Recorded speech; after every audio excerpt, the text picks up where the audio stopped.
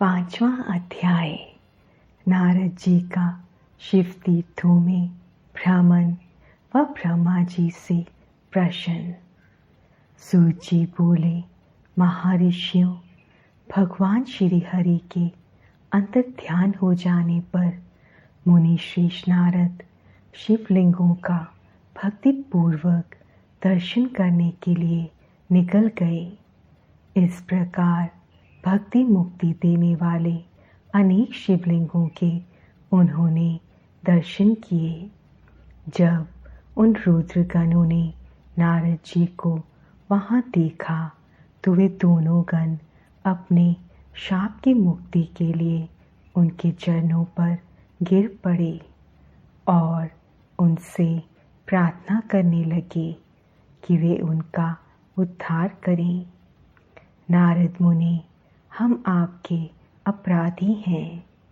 राजकुमारी श्रीमती के स्वयंवर में आपका मन माया से मोहित था। उस समय भगवान शिव की प्रेरणा से आपने हमें शाप दे दिया था। अब आप हमारी जीवन रक्षा का उपाय कीजिए। हमने अपने कर्मों का फल भोग लिया है। कृपा कर हम पर प्रसन्न होकर हमें शाप मुक्त कीजिए। नारद जी ने कहा, हे रुद्रगणों, आप महादेव के गण हैं एवं सभी के लिए आदरणीय हैं। उस समय भगवान शिव की इच्छा से मेरी बुद्धि भ्रष्ट हो गई थी, इसलिए मोहवश मैंने आपको शाप दे दिया था।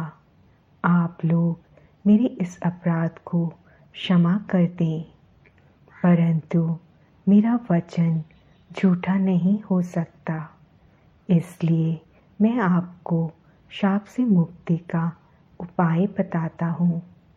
मुनिवर विश्रवा के वीर्य द्वारा तुम एक राक्षसी के गर्भ से जन्म लोगे। समस्त दिशाओं में रावण और कुंभकर्ण के नाम से प्रसिद्ध पाओगे। राक्षस राज का पद प्राप्त करोगे। तुम बलवान व वैभव से युक्त होगे। तुम्हारा प्रताप सभी लोकों में फैलेगा। समस्त ब्रह्मांड के राजा होकर भी भगवान शिव के परम भक्तों में होगे। भगवान शिव के ही दूसरे स्वरूप श्री विष्णु के अवतार के हाथों से मृत्यु पाकर तुम्हारा उद्धार होगा तथा फिर अपने पद पर प्रतिष्ठित हो जाओगे। सूत जी कहने लगे कि इस प्रकार नारद जी का कथन सुनकर वे दोनों रुद्रगण प्रसन्न होते हुए वहां से चले गए और नारद जी भी आनंद से सराबोर हो मन ही मन शिव जी का ध्यान करते हुए शिव तीर्थों का दर्शन करने लगे।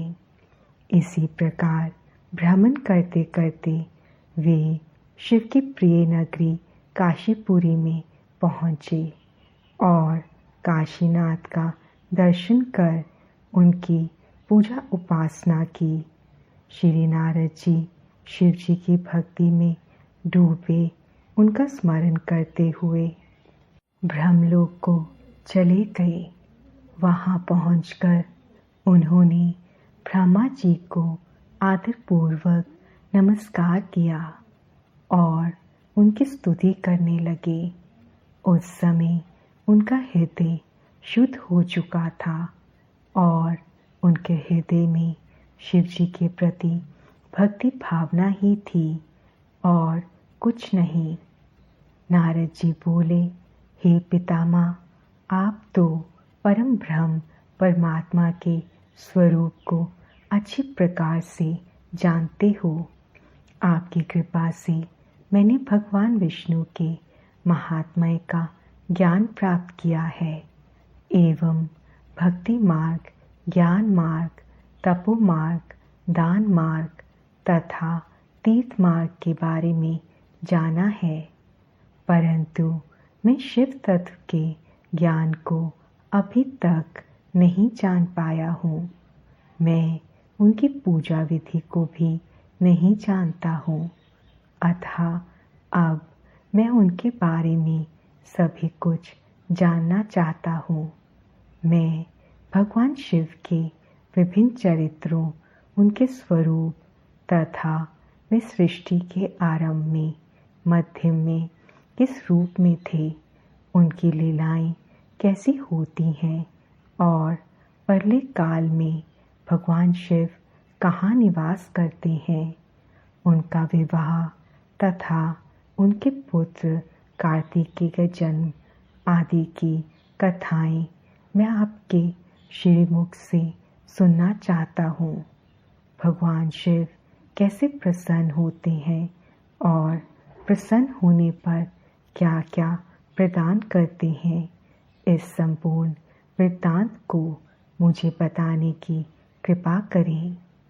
अपने पुत्र नारद की ये बातें सुनकर पितामह ब्रह्मा बहुत प्रसन्न हुए।